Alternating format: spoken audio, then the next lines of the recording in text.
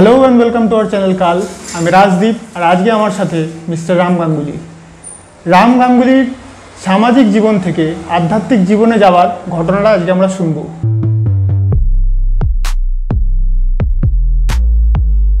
নমস্কার, আমি রাম গাঙ্গুলি। আজকে আমি কালের সৌজন্যে আমি এখানে এসেছি। আমার জীবনের কিছু ছোট ছোট ঘটনা যেগুলো আজকে আমাকে এই জায়গায় নিয়ে এসছে, সেই বিষয়ে আপনাদের সাথে আমি এখানে কথা বলতে এসেছি। আমি আমার জীবনটা কীভাবে আমি আধ্যাত্মিক জীবনে এলাম, আমার সাংসারিক জীবন থেকে, সেই বিষয়ে আমি আজকে আপনাদের সাথে এই গল্পটা করব। আমার আদি বাড়ি ছিল হুগলি জেলার মানকুণ্ডুতে। আমার আসল নাম ছিল রামচন্দ্র গঙ্গোপাধ্যায়। আমি এক জমিদার বাড়ির সবথেকে কনিষ্ঠতম পুত্র সন্তান ছিলাম। সব থেকে কনিষ্ঠতম পুত্র সন্তান হিসাবে যা হয়, ভালোবাসা আহ্লাদিটা একটু বেশি পাওয়া যায়। আমার বাবার উনি যখন স্বর্গবাস হলেন, স্বর্গবাস হওয়ার আগে উনি জমিদারি আমাদের সব ভাইদের মধ্যে ভাগ করে যান। আমার মধ্যে ভাগ করে গেলেও আমি অতটা ইন্টারেস্ট ছিলাম না। দাদারা রয়েছেন, খাচ্ছি দাচ্ছি, ঘুরে বেড়াচ্ছি, আমার আবার কি।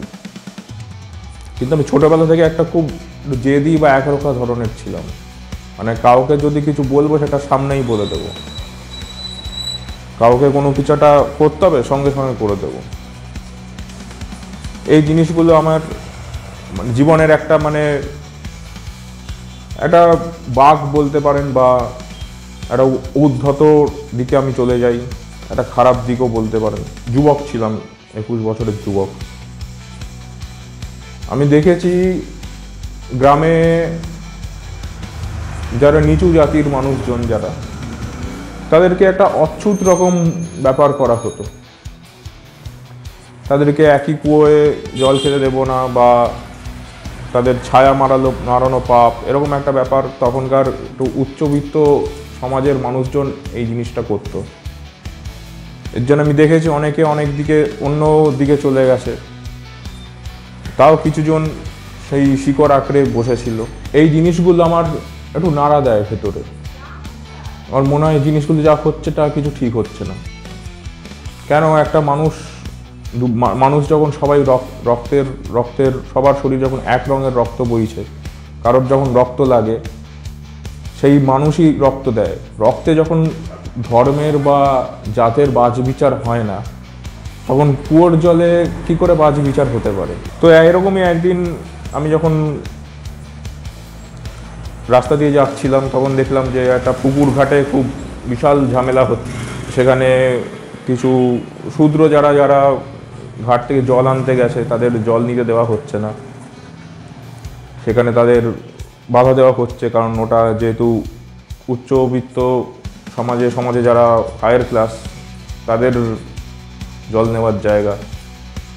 তাদের রীতিমতো ওখান থেকে ধাক্কা দিয়ে, অপমান করে, গালাগালি দিয়ে তাদের বের করে দেওয়া হলো। এই জিনিসটা আমার সামনে যখনই ঘটলো, আমি তার বিরুদ্ধে লড়াই করলাম। আমি তখনই ওই মুহূর্তে প্রতিবাদ করলাম, কারণ আমি এটা বিশ্বাস করি, যেহেতু আমি বললাম আমি একটু একরোখা বা জেদি ধরনের, আমি এটাই জানতাম যে যেই মুহূর্তে যদি না করা হয়, পরবর্তীকালে কিন্তু সেটার করা হয় না। মানে লোহা গরম থাকতে পিটিয়ে দিতে হয়, পরে কিন্তু লোহা শক্ত হয়ে যায়। তা আমি সেই সময় যে সমাজপতি, যিনি গ্রামের মহন্ত এবং সমাজপতি দুটোই, ওনার সাথে আমার বাঘ বিতণ্ডা চলে। সেই বাঘ বিতণ্ডায় উনি কার্যত কিছুটা স্বীকার করেন, কিন্তু আমাকেও কিছু গালাগালি বা অপমান সহ্য করতে আমার বাড়ি থেকে। কারণ যেহেতু আমি বললাম আমি জমিদার বাড়ির সন্তান, হয়তো সামনে থেকে আমাকে কেউ কিছু বলতে পারছে না, কিন্তু পেছনে হয়তো আমার নামে আমার বাড়িতে গিয়ে নালিশ করা হলো যে আমি এইসব করেছি, আমি ওইসব করেছি। জমিদার তো নমশূদ্র বা অতি শূদ্র থেকে তারা তো জমিদারি, যারা যদি থাকতো তারা তো জমিদার হতে নাও পারত। হয়তো সেই লেভেলের লোক বলে তাদের জমিদার করা হয়েছে। আমি যেহেতু তাদের চোখে একটা ভুল করেছি, তাদের চোখে একটা অন্যায় করেছি, তারা আমার নামে গিয়ে নালিশ করেছে, আমাকে আমাকে বাড়িতেও অনেক কথা শুনতে হয় সেই নিয়ে। তো তারপর আমি এটাই ঠিক করলাম যে বাড়িতে আমি আলাদা রকমভাবে থাকবো, কিন্তু এই যে জিনিসগুলো চলছে এইগুলো সমাজ থেকে পুরো সাফ করে দেবে। কেন একটা মানুষ রাস্তা দিয়ে যাবে তার ছায়া মারানো পাপ? কোথায় লেখা রয়েছে সব? আমি এই সময় যখন এই অ্যাক্টিভিটিগুলো করছি, এই তৎকালীন হায়ার ক্লাসের বিরুদ্ধে যখন লড়াই করছি, সবার সমান বা সবার একটা মানে ইকুয়ালিটির জন্য লড়াই করছি, সে সময়ে একটা আইডিওলজি খুব সেটা চলছিল বাজারে ওই সময়ে। সেটা টোটাল পশ্চিমবঙ্গে সেই আইডিওলজি খুব ভালোভাবে স্প্রেড হচ্ছিল। তো সেই আইডিওলজির মাধ্যমে আইডিওলজির যারা ওনার বা সেটা নিয়ে যারা কাজ করত, তারা আমার কাজকর্মে তাদের খুব ভালো লাগে। তো তাদের আইডিওলজি ছিল, তারা ছিল নকশালপন্থী। তো তারা মেইনলি জঙ্গলে থাকতো। তো জঙ্গলে তাদের যে ডেরা, সেই ডেরায় আমাকে একদিন ওয়েলকাম করে। তাদের যে লিডার রাহুল মাহাতো, উনি আমাকে খুব মানে গদগদভাবে ওয়েলকাম করেন যে হ্যাঁ, তুমি একটা সমাজের জন্য খুব ভালো কাজ করছো, এইগুলো ঠিক করতে হবে, তুমি আমাদের সাথে জুড়ে যাও। আমি তাদেরকে একটাই বক্তব্য রাখি যে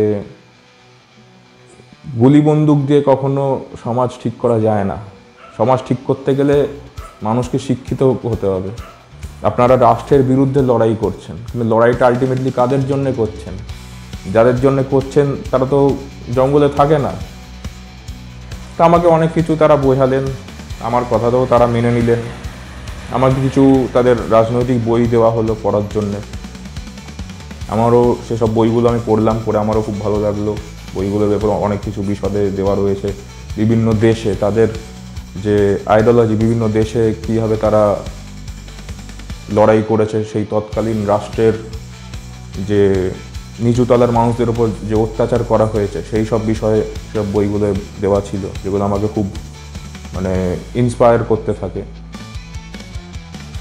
এগুলোর সাথে সাথে আমি আরও লিখতে থাকি, কারণ যেহেতু আমাদের দেশ একটি ধর্মপরায়ণ দেশ, এখানে ধর্মটা আগে, সেহেতু এমনভাবে, কারণ প্রত্যেকটা দেশের মানুষ যেমন হয়, সেই দেশের আইন কানুন সেইভাবে হয়।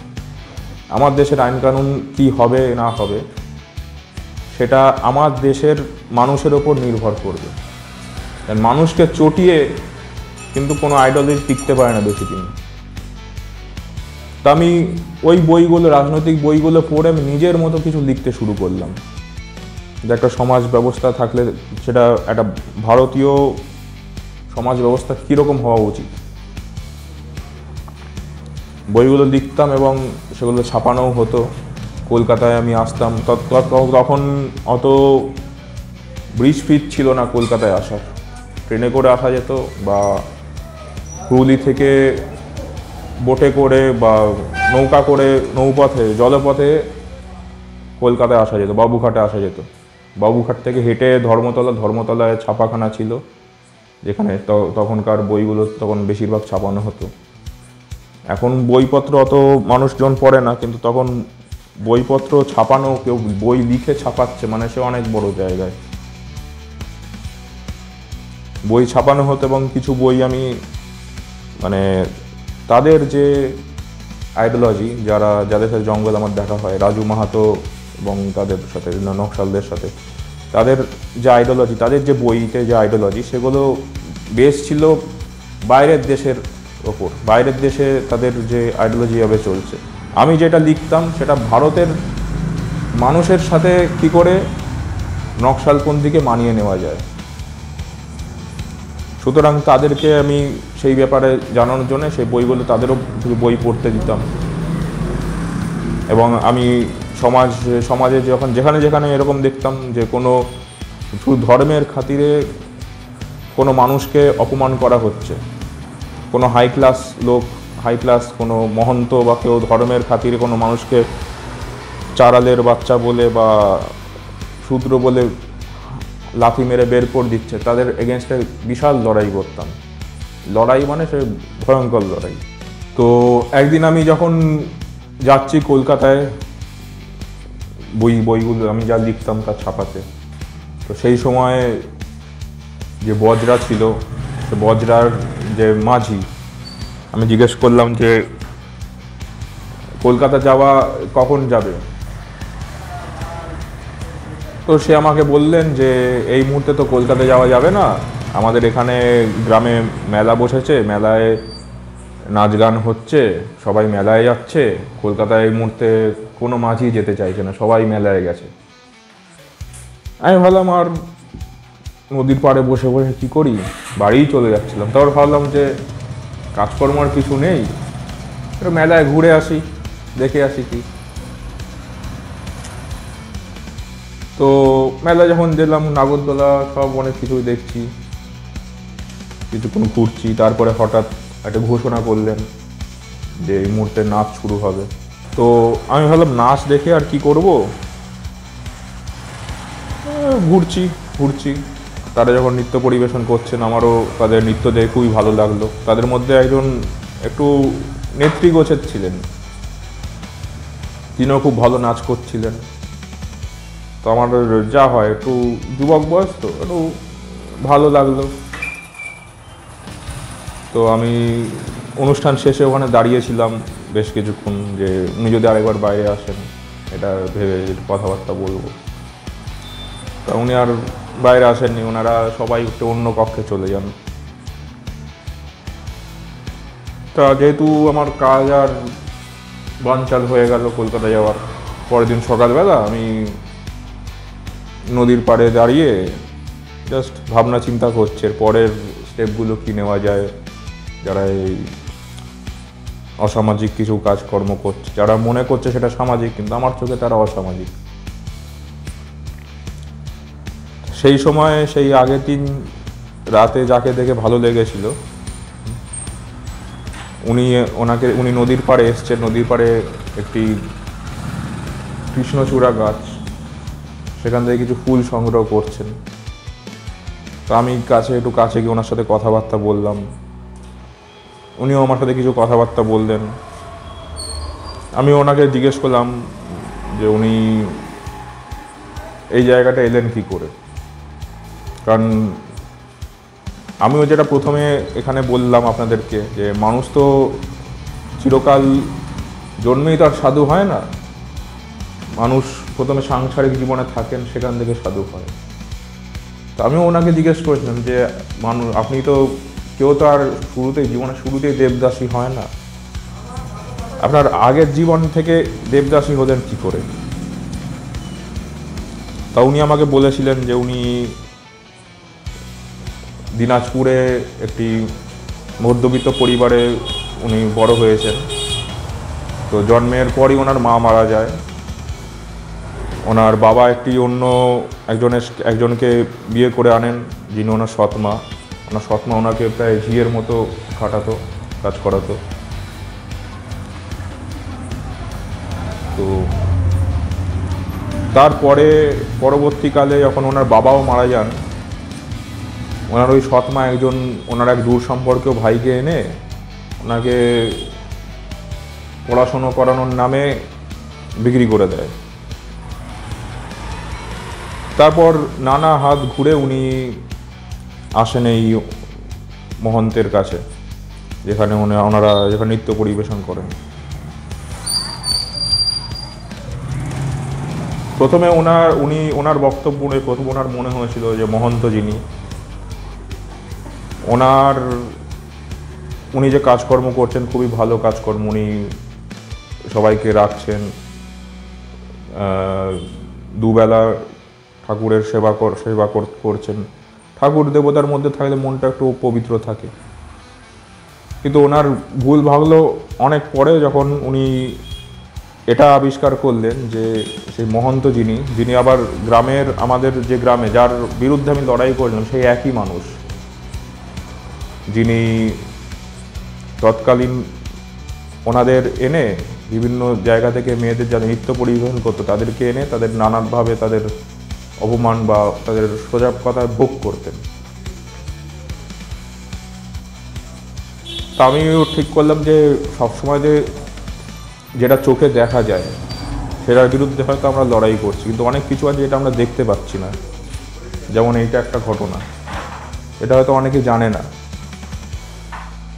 এটা মন্দিরে পুজোর করানোর নামে বা নৃত্য পরিবেশন করানোর নামে এগুলো করা হচ্ছে, যেগুলো হয়তো সাধারণ মানুষের চোখে দেখা যায় না, ওনারা হয়তো জানেন না। আমি ঠিক করলাম যে এই জিনিসটা আমাকে বন্ধ করতে হবে। এই বিষয়ে আমি অত অবগত ছিলাম না, তাই আমি চলে গেলাম জঙ্গলে, আমার যেখানে নকশালপন্থী কমরেডগণ ছিলেন, সেখানে তাদের যে লিডার রাহুল মাহাতোকে আমি বললাম বিষয়টা খুলে, যে এই জিনিসগুলো হচ্ছে আমাদের আশেপাশে, সেসব বিষয়ে কি তোমরা জানো? কোনো খবর আছে তোমাদের? আগে কি এসব বিষয় কিছু হয়েছে? তো বলে এসব হয়ে থাকে, এসব একটু অতিরিক্ত ধর্মীয় ভাবাবেগে আমরাও কিছু করতে পারি না। কারণ তুমি যে কথা বলেছিলে, মানে আমার কথাই উনি বলছেন যে দেশের মানুষ যেরকম হয় সে দেশের আইন কানুন সেরকম হয়। আমাদের দেশটাই ধর্মপরায়ণ দেশ, সুতরাং এইরকম একটা জায়গা যেখানে মন্দিরের মতো একটা পবিত্র স্থানে যে এরকম কাজ হচ্ছে, সেইটার বিরুদ্ধে বলার সাহস কারণ নেই। তো আমি বললাম এই জিনিসটা তো বন্ধ করা উচিত। মন্দির তো একটা পবিত্র স্থান, সেখানে মানুষ একটু অন্য একটা চিন্তাধারায় যায়। সেইখানে যদি জানতে পারে এই বিষয়গুলো, তো উনি আমাকে বললেন যে মানুষ জানলেও মানুষ চুপ করে আছে, কারণ তৎকালীন যে সমাজ ব্যবস্থা প্রায় পুরোপুরি ব্রাহ্মণদের দ্বারা পরিচালিত ছিল। আর ব্রাহ্মণদের কথা আর কেউ না শুনুক, রাষ্ট্র কিন্তু শুনবে। তৎকালীন জমিদাররা বা রাষ্ট্রীয় শক্তি যারা, তারা কিন্তু ব্রাহ্মণদের খুব সম্মান করে চলতেন। একজন নমশূদ্র গিয়ে যদি একটা কমপ্লেন করে, একটা নালিশ করে, ওর কথা শুনবেন। কিন্তু ব্রাহ্মণ গিয়ে যদি নালিশ করে, রাজা 100 জন সেনা সামন্ত পাঠিয়ে দেবে। সিচুয়েশনটা এরকম ছিল।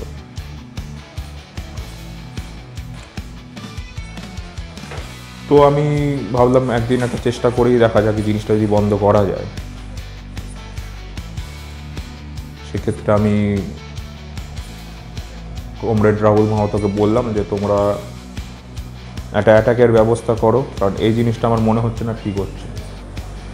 হয়তো যুগ যুগ ধরে হয়ে আসছে, কিন্তু এটা তো বন্ধ করতেই হবে। সব কিছু যখন উন্নত হয়ে গেছে, আমাদের পৃথিবীর যে তৎকালীন শক্তিশালী দেশ যারা দ্বিতীয় বিশ্বযুদ্ধ করে ফেলেছেন, আরও শক্তিশালী অস্ত্রশস্ত্র নেই, সেখানে আমরা এখনো পুরনো 5000 বছরের পুরনো চিন্তাভাবনায় কেন ডুবে আছি। শিক্ষা ব্যবস্থাকে উন্নত করতে গেলে সমাজটাকে উন্নত করতে হবে। সমাজ যদি উন্নত না হয়, একটা মানুষকে আমি শিক্ষাগত যোগ্যতা মানে হাই করেও তার আমি কিছু, সে সমাজের জন্য কিচ্ছু করতে পারবে না। সমাজের 100টা লোকের মত এক, তার মত এক। সে যদি শিক্ষিত হয়েও কিছু করতে চায়, সে কিছু করতে পারবে না। সমাজ ব্যবস্থাকে পাল্টাতে গেলে ওই 100টা লোককেও পাল্টাতে হবে।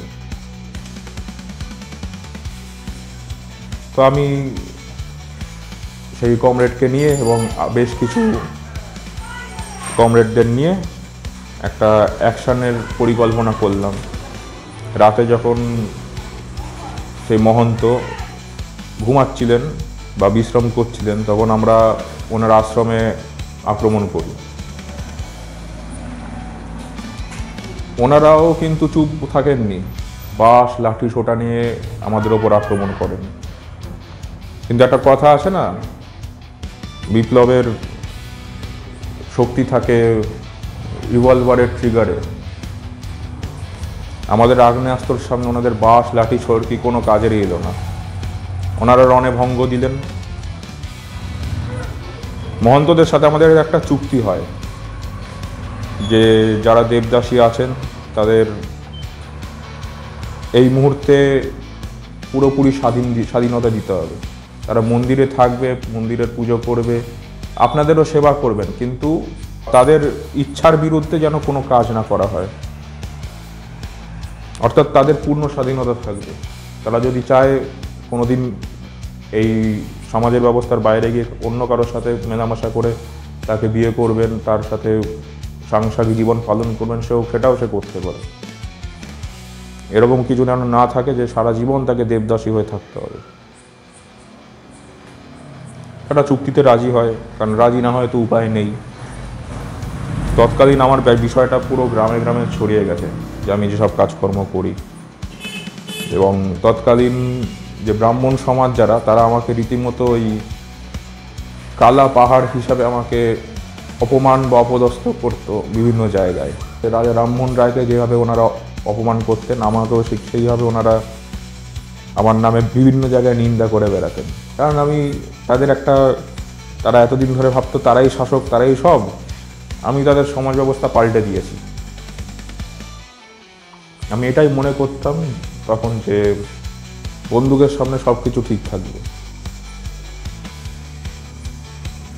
তো এটা তো একটা যুদ্ধ হলো। তারপরে আমার আরেক যুদ্ধ চলে আসে, যখন যে 29 জন দেবদাসী তারা সবাই স্বাধীনতা চায়, তারা সবাই আলাদাভাবে স্বাধীনভাবে বাঁচতে চায়। এরই মধ্যে আমি তাদের যে নেত্রীর কথা বলেছিলাম, তাদের যে দেবদাসীদের যে প্রধান যে মেয়ে, যার জন্য আমি লড়াইটা করি, তার সাথে আমি বিয়ে করে নিই। তাকে আমাদের বিবাহ হয় এবং আমরা নিজেরা ঠিক করে আমরা দুজনে মিলে এই সমাজ ব্যবস্থাটাকে ঠিক করব। আমরা যুদ্ধে লেগে পড়ি সেই 29 জন দেবদাসীকে শিক্ষিত করার জন্য, তাদের বিভিন্নভাবে স্বাবলম্বী করার জন্য। তারা নিজের চেষ্টায় অনেক কিছুই তারা শুরু করেন। আমরা নিজেরাও চেয়েছিলাম যে তারা নিজেদের একটা আলাদা পরিবার তারা তৈরি করুক, আলাদা পরিবার করে তারা সাংসারিক জীবনে ফিরে যায়। সেরকম অনেকেই সাংসারিক জীবনে ফিরে গেছেন। তাদের স্বাবলম্বী করার চেষ্টা করি, তারা যাতে নিজেদের মতো বাঁচতে পারে।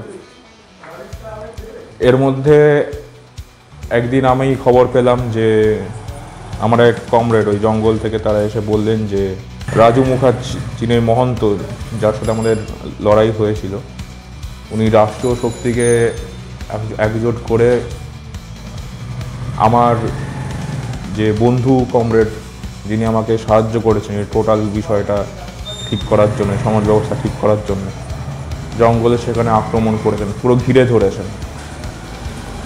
আমিও সেই মুহূর্তে ঠিক করলাম পুরনো বন্ধু যিনি বিপদে পাশে থেকেছেন, পুরনো সহযোদ্ধা, তার পাশে দাঁড়াবো। আমি আমার কিছু অস্ত্র নিয়ে আমি চলে গেলাম জঙ্গলের দিকে। সেখানে গিয়ে দেখি অলরেডি ততক্ষণে লড়াই চলছে রাষ্ট্র শক্তির সঙ্গে একটি নীতি আদর্শের সংগঠনের। অলরেডি ততক্ষণে দেখলাম অনেক কমরেডের লাশ পড়ে রয়েছে জঙ্গলের মধ্যে। সেখানে একটি পুরো বাড়ি জঙ্গলের মধ্যে, সেখানে রাষ্ট্রীয় পুলিশ এবং তার সাথে নকশাল পন্থীদের তাদের একটা লড়াই, যুদ্ধের মানে গুলির লড়াই চলছে। ততক্ষণে রাহুল মাহাতোর মানে অনেক জায়গায় গুলি লেগে তা উনি লড়ে যাচ্ছেন।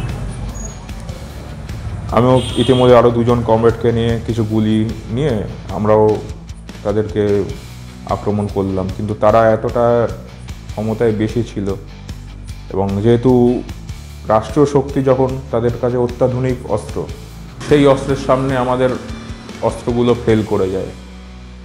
সেদিন রাজু মুখার্জি বাঁশ সরকি দিয়ে লড়াই করছিলেন, আজকে দেখলাম ওনার হাতে স্টেন গান। ওনার হাতে স্টেন গান মানে বুঝে গেলাম মোটামুটি ভালো শক্তিশালী অস্ত্র ছাড়া এরা জঙ্গলে আক্রমণ করার সাহস এতদিন পায়নি, আজকে পেয়েছে। তো আমি গুলির লড়াই করতে করতে খুব গভীর জঙ্গলে চলে যাই। সেখানে মনে আছে একটি ঝর্ণা ছিল। আমিও গুলি করছি, ওরাও গুলি করছে। হঠাৎ গুলি লাগলো এবং গুলি লাগার পরে চোখে খুব অন্ধকার দেখছিলাম। অন্ধকার দেখতে হঠাৎ দেখলাম আমার আশেপাশে আরও অনেক পুলিশ আমায় ঘিরে ধরেছে, তারা আমাকে নিয়ে যাবে বলে। ততক্ষণে দেখলাম আমার পাটা কোথাও কোনো কিছুর সাথে পিছলে আমি ঝর্ণার নিচে পড়ে যাচ্ছি। যখন আমি দেখলাম পড়ে যাচ্ছি তখন বুঝলাম আমি সবই শেষ হয়ে যাচ্ছে, আমি বোধহয় আর বাঁচবো না। অন্ধকার হয়ে গেল, আমি পড়ে গেলাম। যখন আমার জ্ঞান ফিরল তখন দেখি আকাশে একটা কুটিরের ফাঁক দিয়ে রোদ আসছে এবং আমি একটু কুটিরে শুয়ে রয়েছি। আমি তখন বুঝতে পারছি না আমি এখানে কেন এলাম, আমি কে, আমার কিছুই মনে নেই। আমি কিছুক্ষণ চেয়ে যাচ্ছি এদিক ওদিক আশেপাশে, কোথায় আছে, কি হয়ে, আমার কিছুই মাথায় ঢুকছে না। আমি বোঝার চেষ্টা করছি, কিছুই বুঝতে পারছি না। সেই সময়ে একজন কুটিরের মধ্যে প্রবেশ করলেন। তিনি একটা ধুতি পরিহিত, একটা কালো করে একটা মোটা মানুষ। কুটিরে একটা বাটি এবং কিছু ফল নিয়ে প্রবেশ করলেন।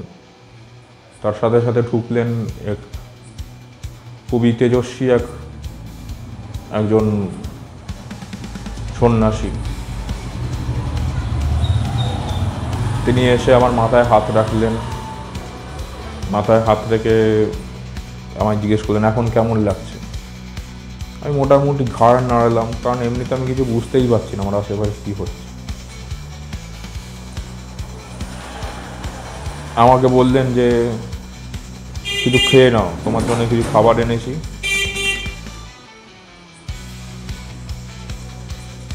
আমি যেহেতু ওই মুহূর্তে আমার স্মৃতিশক্তি হারিয়ে গেছিল, সেই মুহূর্তে বুঝতেও পারছিলাম যে খাবার এনেছে, খেতে হবে, কিন্তু খাবারটা যে কি মনে পড়ছে না। কিছু কিছু জিনিস মনে পড়ে, দুধ দিয়েছে, কলা দিয়েছে। দুধটা যে চুমুক দিয়ে খেতে হবে বুঝতে পারি, কলাটা যে কীভাবে খেতে আমার মনে নেই। বাধ্য হয়ে কলা খোসা সমেত আমি মুখে নিয়ে চেবাতে শুরু করেছি, কারণ ওটা যে মানে ছুলে খায় এই জিনিসটা আমার মাথা থেকে বেরিয়ে গেছে। কারণ অনেক কিছু ভুলে গেছি, অনেক কিছু আমার আউট হয়ে গেছে মাথা থেকে। খেয়ে নিয়ে আমি বাইরে বেরোলাম, কুটিরের বাইরে। সেখানে দেখলাম আরও 8-10টা কুটির রয়েছে আশেপাশে। এটা খুবই সুন্দর একটা উপত্যকা, আশেপাশে জঙ্গল রয়েছে। খুব দূরে কিছু পাখির ডাক শোনা যাচ্ছে। কিছু দূর হাঁটতে হাঁটতে গিয়ে দেখলাম কয়েকজন যজ্ঞ করছেন। যজ্ঞে এসে আমি তাদেরকে গিয়ে জিজ্ঞেস করতে লাগলাম যে আমি এখানে কীভাবে এলাম বলুন তো। আমি যে কী আমি নিজে বুঝতে পারছি না। তারা আমার দিয়ে কোনো ভুকেবি দিলেন না, তারা নিজেদের কাজে মনোসংযোগ দিয়ে যজ্ঞ করে যাচ্ছেন। আমারও মাথায় ঢুকছে না, যেন সব কিছু চারিদিকে ঘুরছে। কী যে আশেপাশে হচ্ছে আমি নিজেই বুঝতে পারছি না। তো হঠাৎ সেই তেজস্বী মানুষ, উনি আবার একটা কুটিরের বাইরে ডাকলেন। ওনার গলার স্বর এতটাই গভীর যে যারা যজ্ঞ করছিলেন তারা সবাই উঠে দাঁড়ালেন, দাঁড়িয়ে ওনাকে প্রণাম করলেন। উনি আমাকে বললেন, রাম একটু কুটিরে এসো, কিছু কথা আছে। আমি বুঝতে পারলাম না রামটা আসলে কে, কারণ আমি আমার স্মৃতিশক্তি হারিয়ে ফেলেছি। আমার নামটাই কি আমার মনে নেই।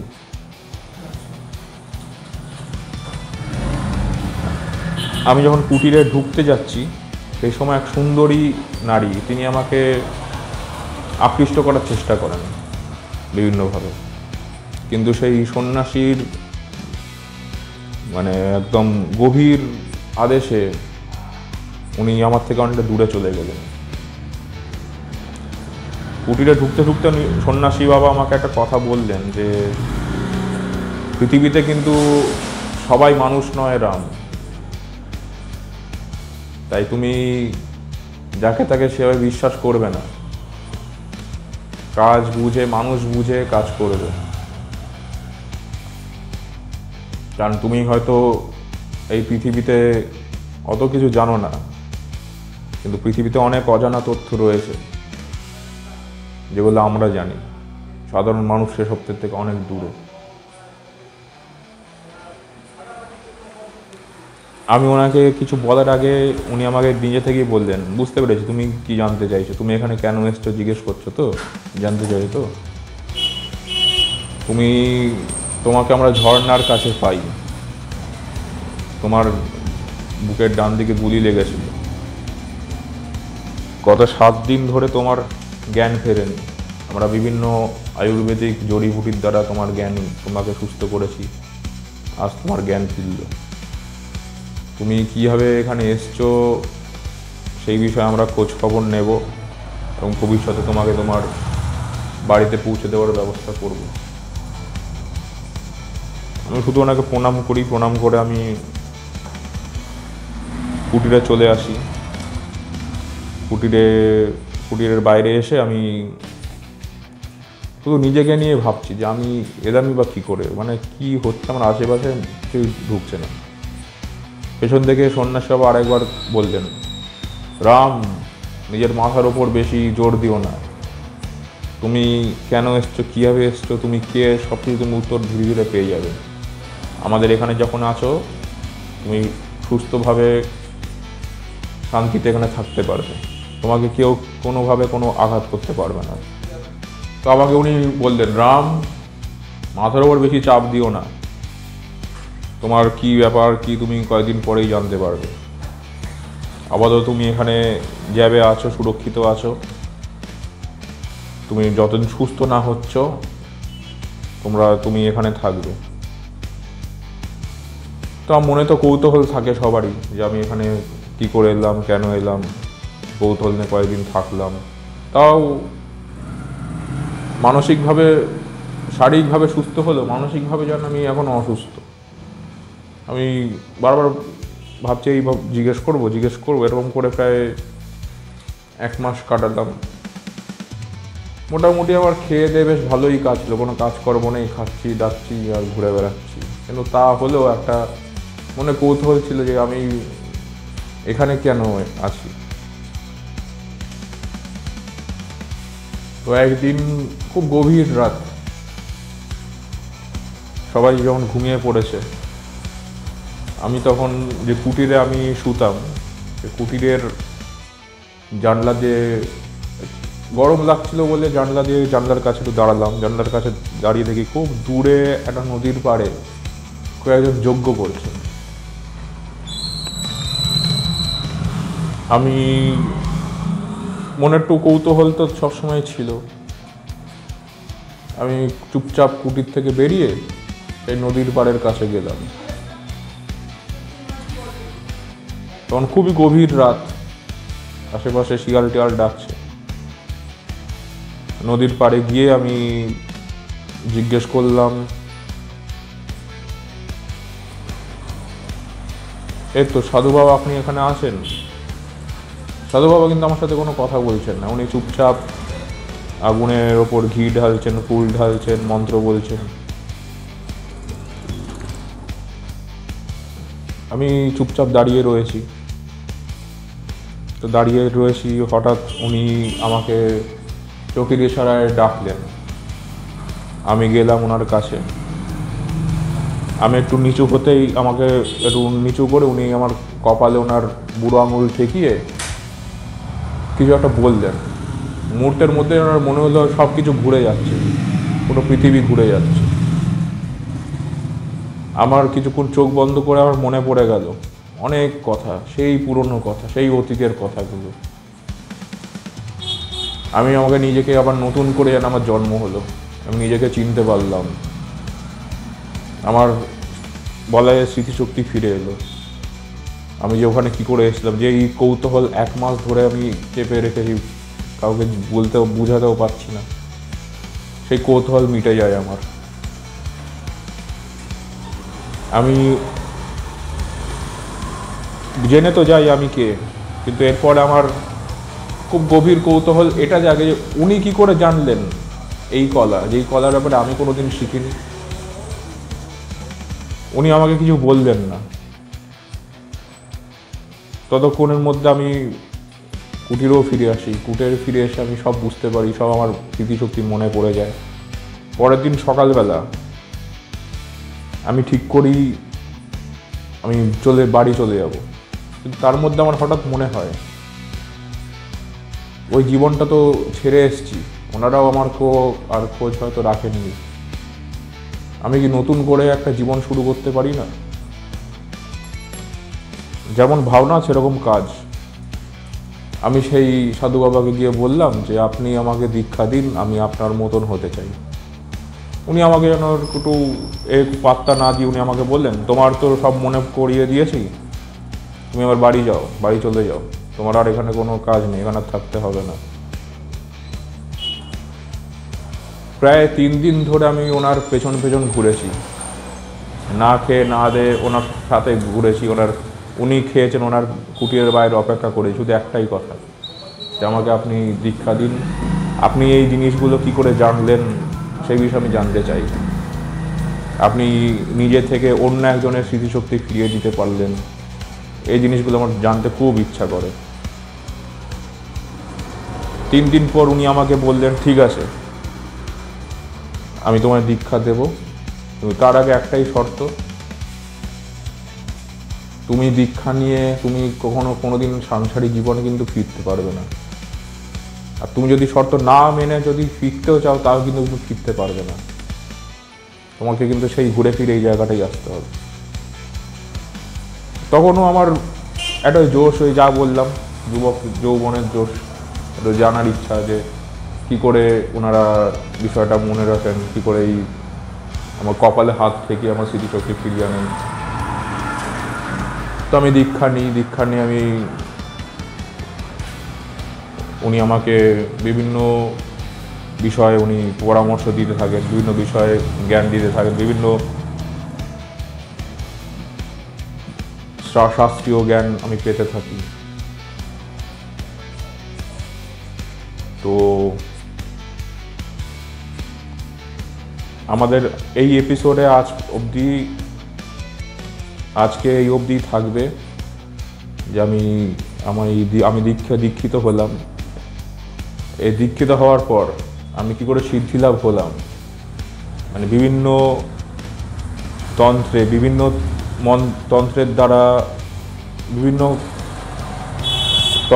তন্ত্রের বিভিন্ন কলার মাধ্যমে আমি কি করে সেগুলো সিদ্ধি লাভ করলাম বা কি করে সেগুলো জানলাম, সেইগুলোর ব্যাপারে বিষয়ে বিস্তারিত আলোচনা করব পরের এপিসোডে। আপাতত আজকে এখানে এইটুকুই, ঠিক আছে, নমস্কার।